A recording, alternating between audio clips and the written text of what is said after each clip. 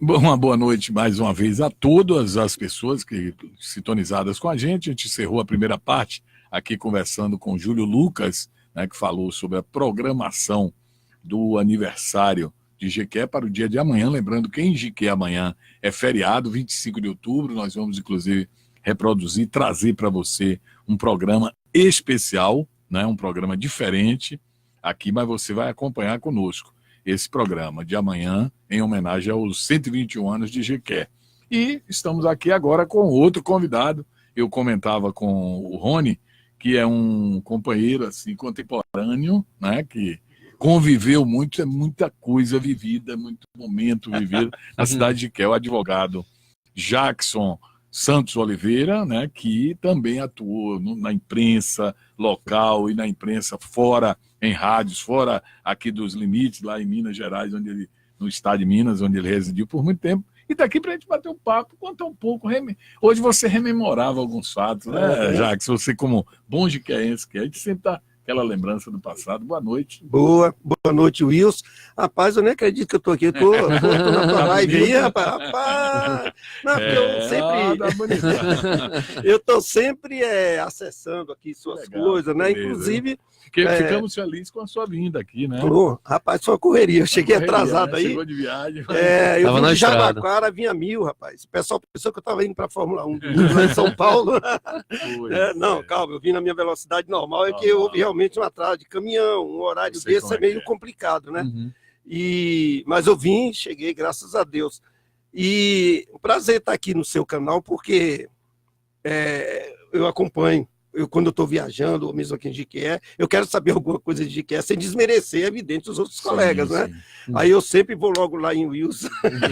Jequié Repórter, não, certo. Mas depois eu acesso também dos outros colegas, claro, mas não tem essa não. Claro. Mas você é um canal aqui, um dos melhores canais, né? Que a gente tem do noticiário, tanto de rádio como aqui na rede, né? E nos seus blogs, etc e tal, que você tem. Pô, eu nem acredito que eu estou aqui. Ô, Jackson, agora eu estava aqui pensando hoje, lá na Rádio Povo pela manhã, e você fez uma participação por telefone, né? Você ligou, instigado, me parecia assim, instigado pela questão das homenagens. E você lembrou uma figura que às vezes a memória, né, passa assim, a gente não lembra. Você lembrou a figura do ex-juiz de direito aqui de Jequié, já falecido, Edmundo Benevides Azevedo. Doutor Benevides. Doutor Benevides, como era conhecido, né? Que figura, né? Que figura. É porque eu estava retornando de outra viagem, lá da comarca de Itaúna, tive uma audiência lá com a doutora Andréia. A doutora Andréia ela é juíza em Jaguaquara. Sim. E é juíza também em Itaúna, né? E ela até tem uma certa conduta. Depois da audiência, eu estava falando com ela, né? Aí eu falando assim, brincando, eu e ela como promotor, depois terminou a audiência, aí eu falei, doutora, eu sou um grande admirador da senhora, que a senhora é uma juíza cidadã, né? Lá em Jaguaquara. Doutora aí ela Palmarela, né? É isso mesmo? É Palmarela, parece. Doutora André.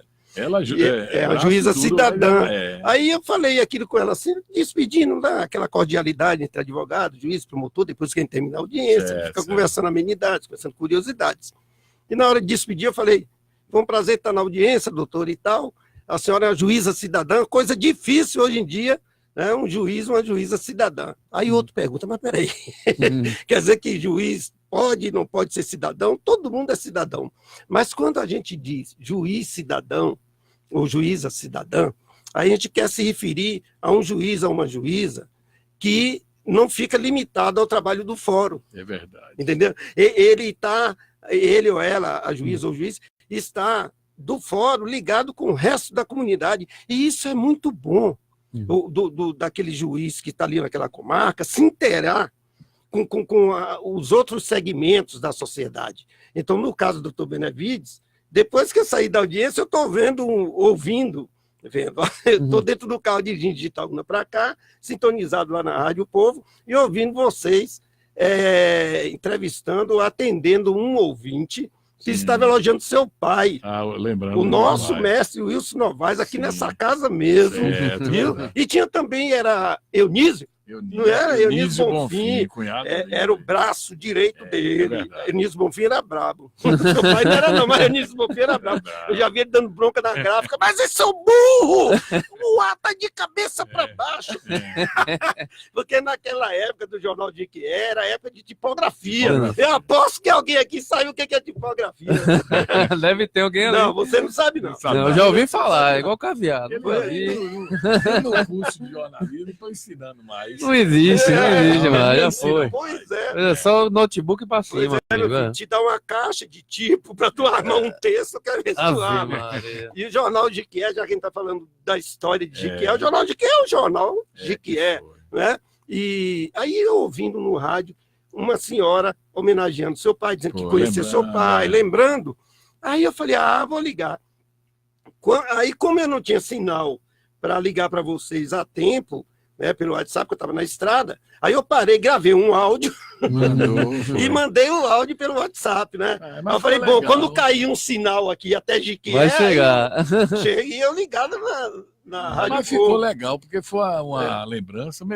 Eu depois dali parei para pensar, rapaz. Aí fui rememorando ali a SOBEP, né? A JAN, Associação de Querência de Amparo ao Menor. Que ele idealizou aquela época. Exato. Né, que vocês tocavam lá. Por isso que eu falei juiz cidadão, doutor Benevides, saudoso doutor Benevides, que ele já época já tinha essa preocupação com aquele menor. Com a comunidade, enfim. Então, quer dizer, o doutor Benevides, aí quando eu fiz essa homenagem à doutora Andréia lá, despedindo dela lá em Gitaúna hoje na audiência, após a audiência, aí eu ouvindo aquela senhora falando do Wilson Novaes, eu falei, rapaz, doutor Benevides também era amigo do seu pai, era amigo também de frequentador do Cotrim, que vai ser homenageado amanhã, né? Vai ser homenageado no desfile cívico do aniversário de Jequié amanhã, e vai ser centenário também, homenagem ao centenário de Luiz Cotrim, né? Ele faria hoje 100 anos. 100 anos. Ele fez esse mês, né? Porque ele não era de 25. Exato. 25 é o Wilson Novaes. Então, para você ver a coincidência de eu ligar hoje para a rádio. Eu conversando com a doutora André, vou recapitular, estou sendo para ter uma sequência.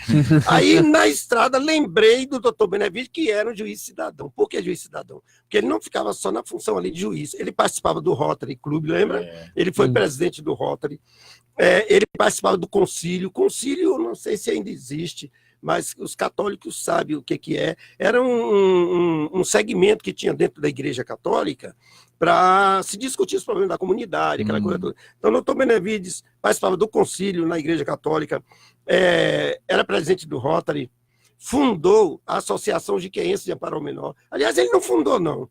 Já existia, criada há muitos anos. Aí depois ele reativou e conseguiu uma fazenda, que Lomanto Júnior era governador na época, deu essa fazenda e etc. Eu sei que o doutor Benevides ele se envolvia com a comunidade, porque o negócio dele era o seguinte, isso aqui que vai ser importante para a história de Jequié. O negócio do doutor Benevides era cuidar dos pobres, dos humildes, dos modestos. Por quê? Hoje nós temos um judiciário assim mais... assim, que tem uma visão mais aberta das coisas, porque o mundo mudou. Então, hoje não há que se falar em coroné. Hoje não há que se... Eu não vou nem citar nome aqui, que é nome de político, deixa isso para lá. Quem é o coroné que manda no juiz, o coroné que manda... Não tinha essas histórias antigamente? Você lembrou o nome de algum aí, não lembrou? Nossa, eu estou te entrevistando, você lembrou? Então, não vamos falar. Mas na época do coronelismo, que era aquela época que o juiz, o doutor Benevides era juiz aqui, o saudoso, tinha aquele negócio de coroné, o político mandava em juiz, o político mandava nomeava quem ele queria, e bota daqui, bota pra lá. Tinha esse troço aí, eu não sei se é verdade, mas era conversa, porque naquela época a gente era garotão, não era o Wilson? O Wilson aqui com o pai dele, dando duro aí no Jornal de Jequié, eu lá fazendo meus festivais de música no IEP, cuidando da JAN e etc. E o doutor Benevides era um juiz que ele não tinha conversa com o negócio de coroné, não. Tanto que o doutor Benevides, ele era para se aposentar como desembargador. Sabia disso? Não. Então é um furo do que é aqui. Olha bem, doutor Benevides foi promovido, porque quando o juiz sai da comarca do interior para a capital, houve uma promoção. Ele saiu de uma comarca menor para uma comarca especial. Né? Muito bem. Então, quando o doutor Benevides já tinha tempo e tinha trabalho para ir para Salvador ser promovido, ele foi para Salvador, foi promovido. E lá em Salvador tinha as listas, que o doutor Edmundo também se envolveu em Salvador com muitas coisas, entendeu? O que ele fazia aqui em Jequié, passou a fazer em Salvador também. E ele poderia facilmente ter sido indicado para ser desembargador. Agora, por quê que ele não se aposentou? Isso é coisa da minha cabeça, eu analisando. Ele nunca me falou nada, eu nunca li em lugar nenhum, ninguém nunca me disse nada. Mas como eu só andava com ele desde garotão, desde quando eu era aluno dele no IERP, então eu sei das histórias em torno do Dr. Benevides. Né? Eu fui parar no Rio de Janeiro por causa dele, por aí vai, outra história. Aí o que acontece? O governador não interessa, não vou dizer o nome, porque foi uma pessoa que ajudou muito o Jequié também, foi governador, inclusive uma pessoa muito renomada no Brasil, no jeitão dele. Hoje o pessoal fala aí dos candidatos aí que é valente, não sei o quê, mas teve um valente aqui na Bahia que o Brasil todo respeitava. Posso falar o nome? Claro. Não, vou falar. Tá morto, inclusive. ACM, Antônio Carlos Magalhães, entendeu? Todo mundo criticava que o cara era brabo, mas naquela época, se o cara, como hoje, se o cara não peitar mesmo, não for de frente, ficar no mimimi, ele não faz nada, não. Então o Antônio Carlos sabia que os coronéis e tal era isso, ele também coronel coisa nenhuma, e o pau comia solto. Então naquela época, ou você era de um lado ou era do outro, e a coisa ficava assim. E ele dava jeito, né? Os dias estamos falando do aniversário de Jequié, que Antônio Carlos Magalhães foi muita coisa por isso aqui, né? Então, na época, quem estava no governo era Antônio Carlos Magalhães.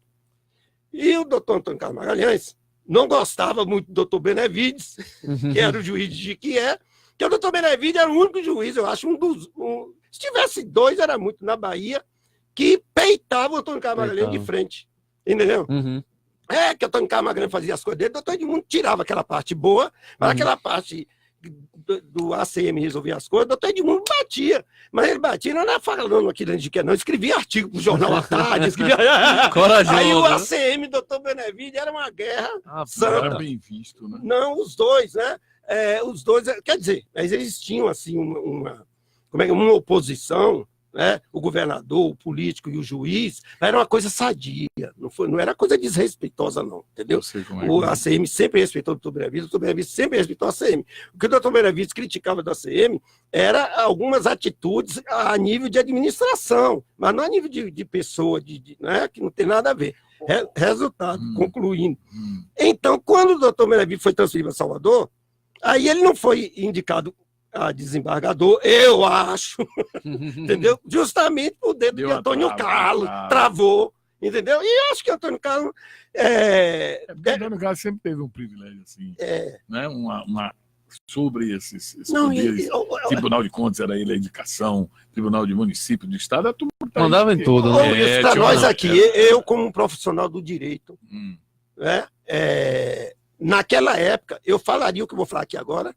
Não. Se nós vivêssemos... Não, eu falaria o que eu vou falar aqui agora.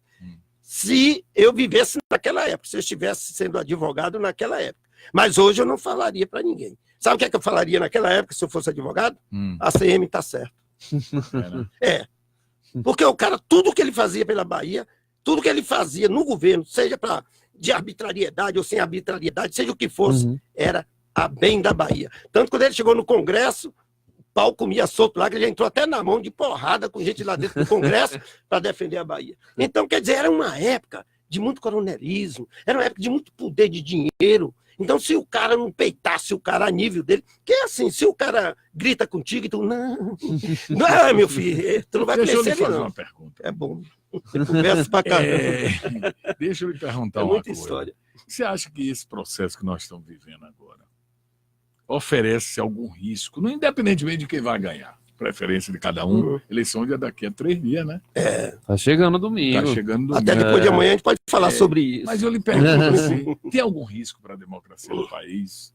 Diante do que eu estou vendo, o que estão falando aí, você acha? Tem. Principalmente tomando por base o próprio setor, o jurídico, né? Que a justiça brasileira está sendo colocada em xeque a todo momento. Tem um risco, sim. Tem? Mas só que o risco, eu estou respondendo friamente. É como diz assim, que o primeiro juiz da causa é o advogado. E quando o cliente chega que nos apresenta o problema dele, a gente analisa o que é que o juiz vai pensar daquilo. Porque a gente já sabe se o cliente tem direito, se tem prova. E a gente, enfim, faz já visualiza, vislumbra uma sentença. Ok? Então a gente já vai para o juiz já sabendo 80% que é que o juiz vai decidir, os 20% é da cabeça dele, do dia que ele for dar a sentença. Não é isso? Muito bem. Essa pergunta que você me fez aí, eu vou analisar não em cima da pessoa em quem eu vou votar, que não interessa dizer aqui. Não estou em horário eleitoral. Mas o momento do Brasil, nesse momento, o risco da democracia não está do lado que as pessoas estão falando. Eu acabei de falar de ACM aqui agora. É, você mesmo, quebra a porrada. Pois é, quem é que está gritando hoje? Eu quebro na porrada! Porque o Brasil já está precisando. Nós estávamos virando uma criança mal criada que o pai não dá cascudo em casa. Entendeu? E o pai não dá uma palmada em casa. Que a gente, quando, na época do seu pai, na época do meu e etc e tal, a gente vacilava e ia para o Rio de Conta tomar banho. Mas um cara dizer, por exemplo, o filho de... citar o nome de Bolsonaro. Que é que a pessoa... Ele falou assim, vou... Que é que a pessoa não fala hoje em dia? Um cabo e um soldado, um Fusca. O Wilson. Mas o Wilson. Mas eu acho que isso é frase de efeito. Não é frase. Ele falou, a gente... acho que foi uma brincadeira, ele até deu a entender. É aí que tá do pessoal. Mas foi uma repercussão horrível. O Lula, por exemplo. O Lula ganhou a simpatia. Eu votei em Lula 2 vezes. Não me arrependo. Agora me arrependo de ter votado na sucessora dele. Mas no Lula não me arrependo de ter votado nele. Entendeu? Aí o cara identificou com quem, Lula? Diga aí. Falando o que a gente fala na rua. É verdade. Vamos tomar uma cachaça ali. Vamos tomar um drink, porra de drink, meu irmão. Vamos tomar uma cachaça ali, vamos tomar uma. Então, quer dizer, o cara que é espontâneo, assim, eu falo muito com minha esposa. Isso, que deve estar ouvindo a gente, vendo e ouvindo Maria Madalena. Eu sempre falo com ela o seguinte, que eu acredito mais no cara que me manda ir pra porra do que naquela pessoa. Ninguém. Seu Geraldo Alckmin, né? Que nunca é... O senhor pode me deixar ir mandar o senhor ir tomar um banho? Nada, só tem que me mandar ir para aquele lugar. Eu acredito mais na pessoa que explode. Entenda, explodir não é agredir. Explodir, que sentiu o impacto daquela coisa, que você sente ali uma verdade, você sente algo verdadeiro do que aquele troço enfeitado. É por isso que no tribunal de júri, por exemplo, né? Quando a gente faz um tribunal de júri, o que convence o jurado é o advogado. Aí vem a pessoa lá e diz assim,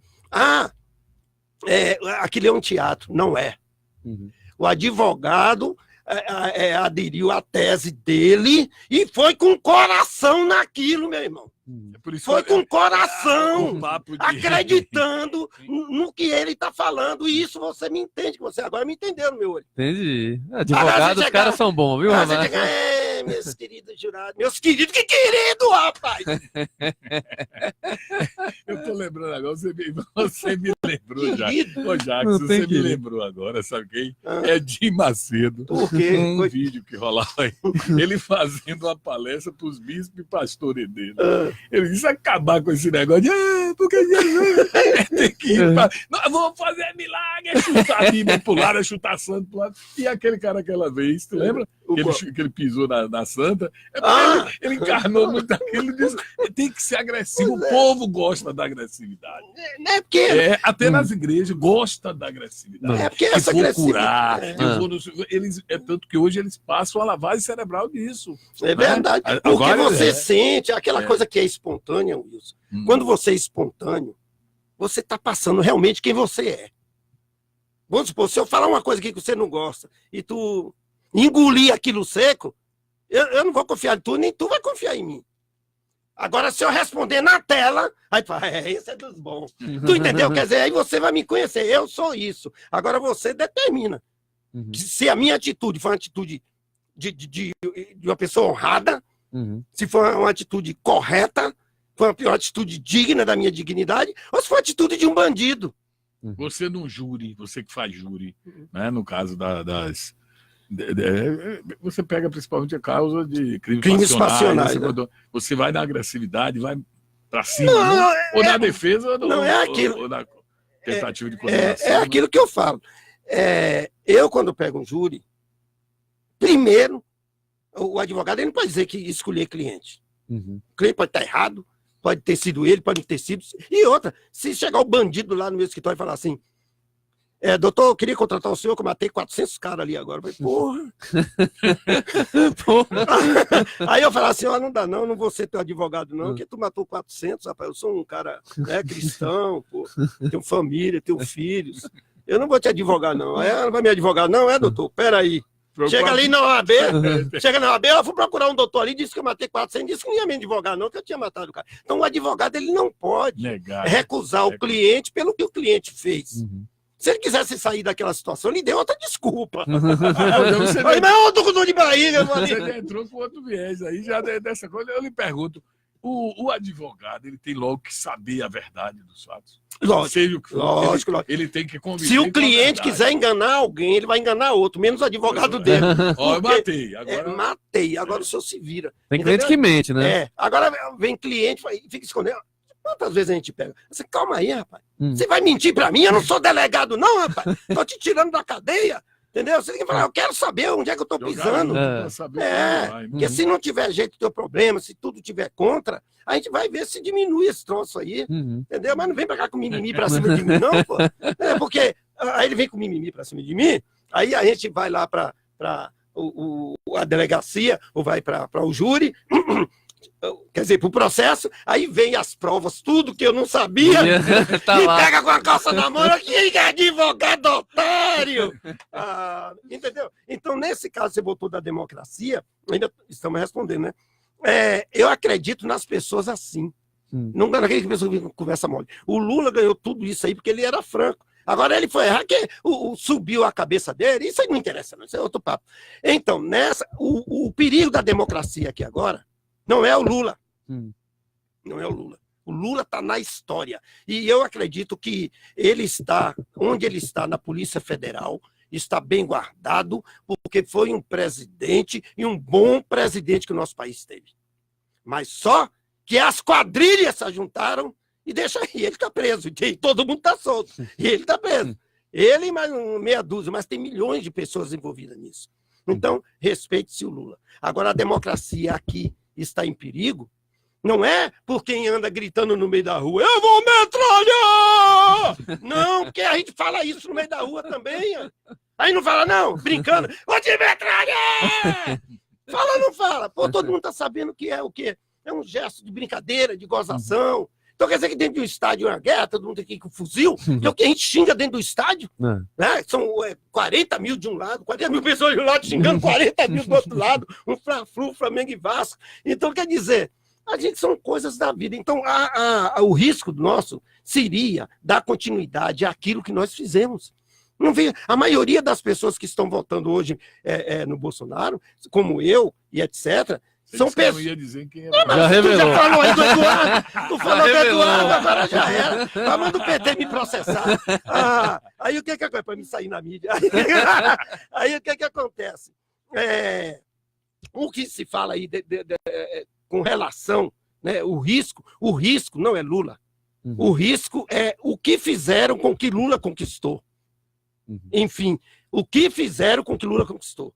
Aqueles deputados, muitos que já estão presos, empresários, e etc.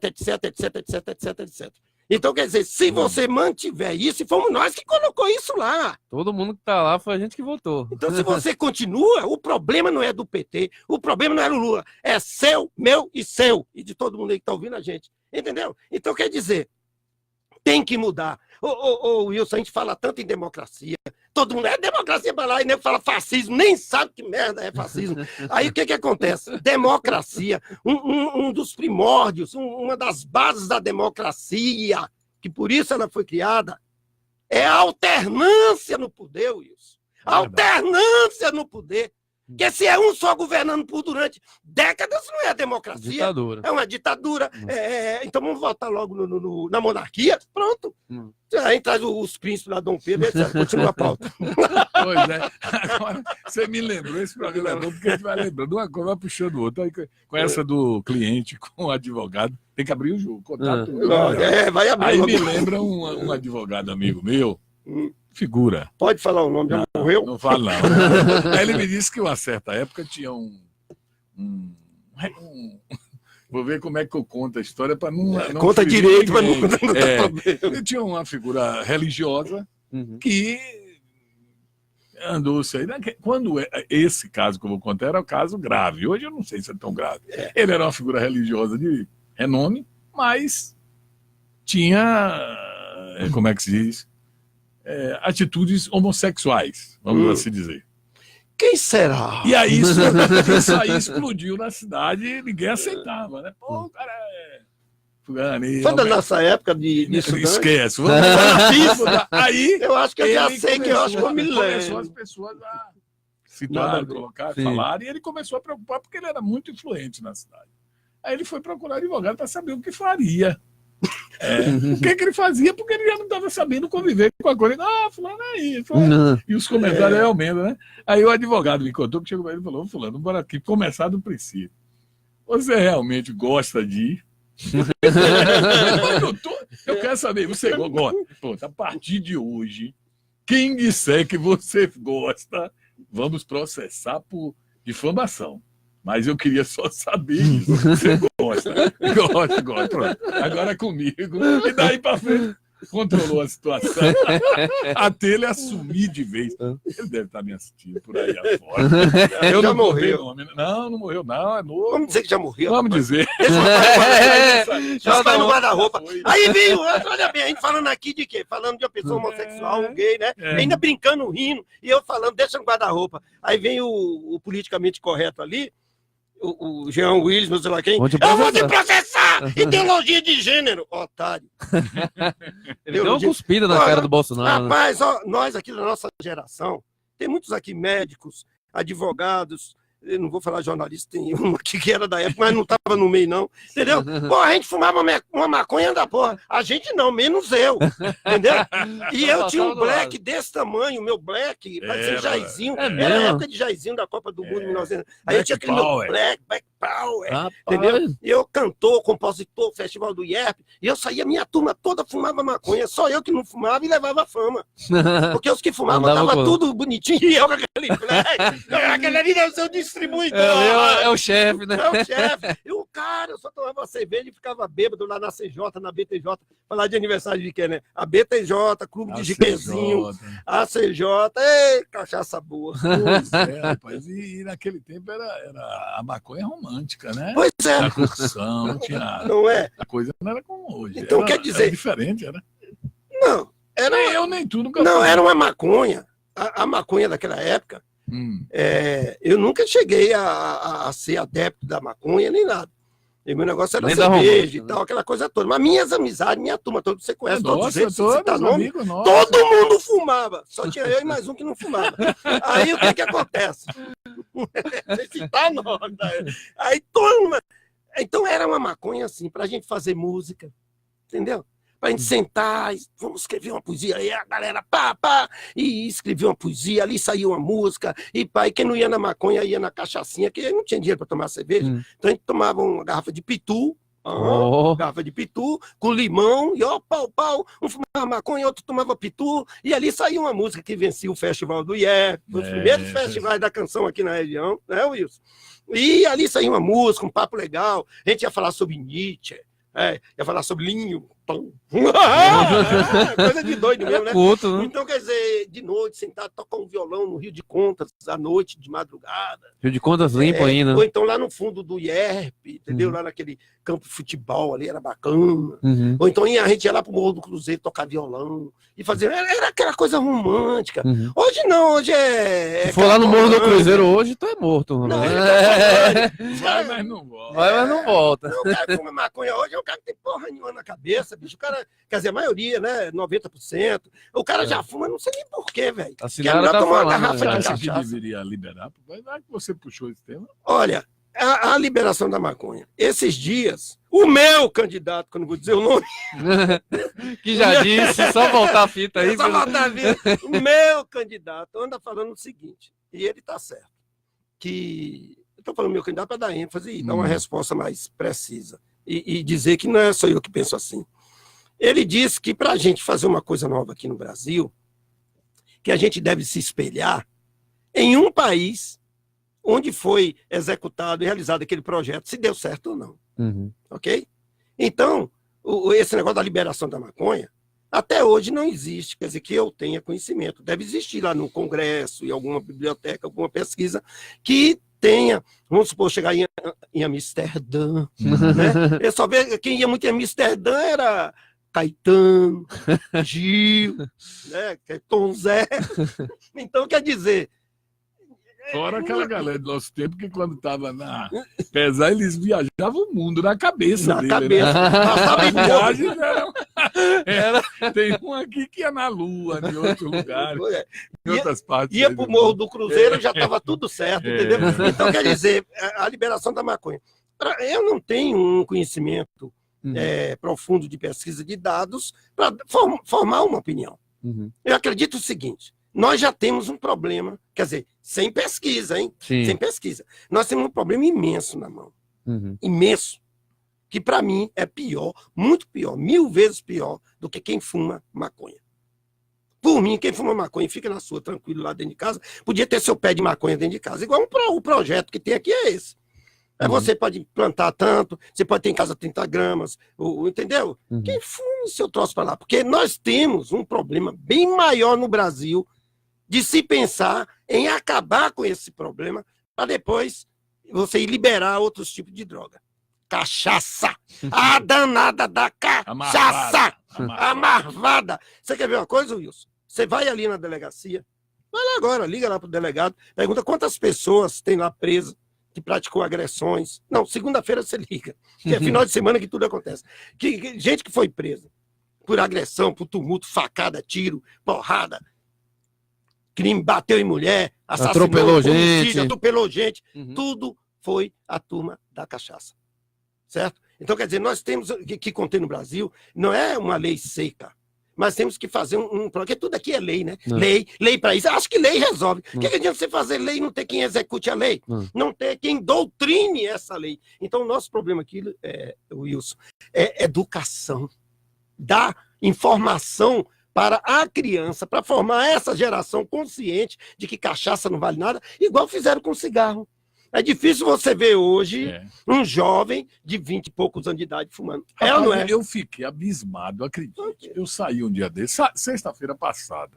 Há muito tempo que eu não saio à noite. Mas eu fui no lançamento da exposição da DJ e lá encontrei um grupo de coroas de Jiqué que na mesa que nós fomos para um barzinho, estava tendo voz de violão, o mais novo era eu citei isso, o mais novo, imagina. Eu era um jovem, era jovenzinho. E um desses coroas apanhou o cigarro, viciado velho, botou aqui dentro da mão e fumou.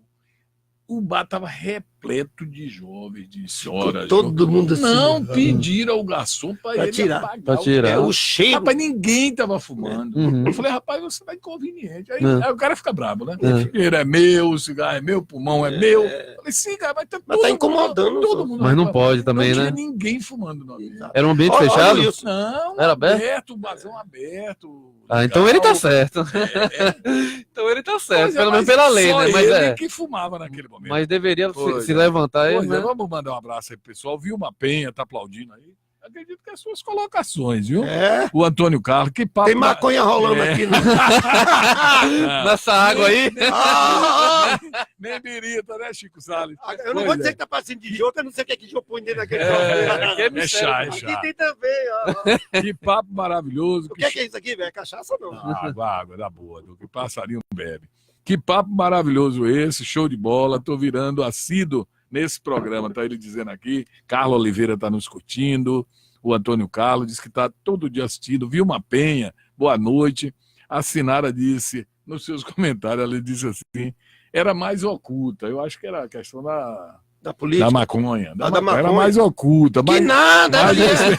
Isso, aquela Praça Rui Barbosa, minha filha. Era um fumaceiro 5 horas da tarde, a gente comendo acarajé e a galera da maconha perfumando tudo. Bem que o Ali Salomão falava disso, né? É a frase clássica dele. 5 da tarde, meu filho. Pois é, Lúcia Alves está aqui, Meire Santos, Diego Amaral de Macedo, a nossa Márcia Costa, Massinha, Nuno Menezes, que é um artista, teve ontem aqui com a gente, professor José Augusto Barros Brito, está aí ligado aqui também, curtindo o programa, muita gente. Pô, que bom, né? É a vantagem das redes sociais, essa interação, né, com pessoas e tal. A gente falando ali no caso que da maconha ainda, né? Gostou do tempo. Não, é porque eu falei da cachaça. Então, quer dizer, assim como nós terminamos com esse vício do cigarro da pessoa, ele diminuiu, né? Sensivelmente diminuiu o usuário do cigarro. Mas em decorrência a quê? A doutrinação. Doutrina de quê? Não foi aquela... Cortou comercial de TV. Não foi aquela propaganda que vem atrás do cigarro, não. Entendeu? Foi uma doutrina, educar o povo para o que é. Mas não foi só por ter cortado propaganda de TV, não, que é a coisa, quanto mais proibida para o jovem, melhor. Foi o seguinte, que começou a se dar uma evidência, Wilson, como vocês sabem, aos males que é causado pelo cigarro. As doenças cancerígenas, etc. Aliás, toda doença. Aí fala câncer, mas câncer não é uma doença, existem milhões de doenças que se chama câncer. Aí o que acontece? Ter se divulgado, doutrinado, que aquilo ataca a sua saúde, essa doutrinação dentro das escolas e tal. Mas como todo menino travesso, precisa de um puxão de orelha. Por exemplo, quando for puxão de orelha, o pessoal diminuía para de fumar. Eu mesmo fumava. Já tem uns 15 anos que eu não fumo. Pois é. E outra, quando eu vejo um cheiro de cigarro, e já é horrível, principalmente para quem já fumou, entendeu? Aí vem um incômodo. Aí o que acontece? A pessoa foi doutrinada, né, a não fumar em decorrência ao mal que o cigarro causa. Então, vem a maconha. Olha, antes de liberar a maconha, vamos fazer uma doutrinação na escola, né? Vamos proibir que se fume maconha igual se fuma cigarro dentro de um restaurante. Não se fuma mais no ambiente. Aí tem que vir a lei, que é o cascudo, levar na porrada. Porque o brasileiro é assim, se você não dá um cascudo nele, ele não aprende facilmente, não. Então, ó, não fume aqui, ou você vai preso, ou vai ser expulso do bar. Pronto, aí foi diminuindo. Porque o cara tá ali com a namorada dele. Já aconteceu comigo, pô. Quando veio essa lei aí, eu fumava. Pô, eu tô ali no meio de um vinho gostoso. Agora, me fumar, eu vou ter que ir lá na rua. Eu me lembro, por exemplo, eu viajei muito. Essa interligação Salvador de Quer, no ônibus, né? Tinha lá, proibido cigarro escrito na poltrona. Hoje, quem quiser que vai acender um cigarro dentro de um ônibus. Fumava em avião. Avião. Olha, fumava dentro de ônibus. Você falar nisso, você quer ver uma coisa? Peguei essa eu época. Era garotão, eu tinha 17 anos, da época da Jan, estava falando do vídeo da história, e eu tinha 17 anos e estava viajando para Salvador, dentro de um ônibus da Camurugipe. Aí tal, e eu tinha 17 anos. E tô eu lá fumando dentro do ônibus. Era Calto, eu gostava de Calto, era ministro, sei lá. Aí eu fumando dentro do ônibus, e do meu lado, adivinha quem estava? O juiz? O Padre Jairo, que virou bispo. Bispo de São Senhor do o Padre Jairo também apoiava a juventude. A outra pessoa que deve ser lembrada nesse aniversário de que é Dom Jairo. Ele ajudou muito os jovens daqui. Foi ele que me cedeu, eu com 12 anos de idade, ele me cedeu a casa paroquial para mim fazer o meu primeiro show lá. Foi os meninos do Castro Alves, tudo para lá que estudavam no Castro Alves. Lotou, foi, não, a pessoa chamar a polícia, uma confusão de menino. O padre Jairo, que ele era padre na época. Você lembra que a gente ia lá para a porta da igreja? Do padre Jairo? Tu foi coroinha? Pois é, do meu lado. Tentei, mas não deu certo. Do meu lado do ônibus estava sentado o padre Jairo. Aí eu vou acender o meu cigarro, eu falei, ô padre, eu vou fumar aqui. Ele, não, eu não fumo, mas eu gosto do cheiro. Pois é, nosso tempo está quase esgotando. Nosso tempo, que a gente tem um tempo. O único limite que a gente tem aqui é do tempo, viu? Mas eu vou ter que. Mas assim, ninguém sabia, não é fake, não, é verdade. Mas já falou assim. Tá legal, viu? Quando o pessoal está gostando e sempre aqui é Nito ou Nieto Souza Silva, que está aí entrando aqui com a gente. Cito, Alessio Oliveira, o Cito, grande amigo. Bom tá ter aqui. citado. Rui Plínio Brito Ribeiro. Opa, esse aí é primo da minha mulher. Plínio, primo de Madalena. Primo de Madalena. Abraço aos amigos do programa. O programa é assim, é para estourar. Tem gente lá em Minas Gerais sintonizado aí no programa, viu? Pois é. Eu mandei lá o seu Face para Minas, tem gente lá de Minas. Tem gente lá ligado, né? Um abraço aos mineiros aí. Aos mineiros. Pois é, muita gente que não. Agora, concluir ali que. Cara feia, amigo, não mete mais medo a ninguém. Tem um cidadão ali com a cara horrorosa. O meu candidato tem uma cara feia danada. Eu vou metralhar! Mas olha bem, aqui o Antônio Carlos, ele diz assim, ó, todo mundo sabia, você falando agora dos maconheiros, né? Todo mundo sabia quem eram os maconheiros na época, na nossa adolescência. Quando a gente via nos tempos de adolescente, era perna para quem te quero. Maconheiro e viado não ficava. Se fosse um. Jackson.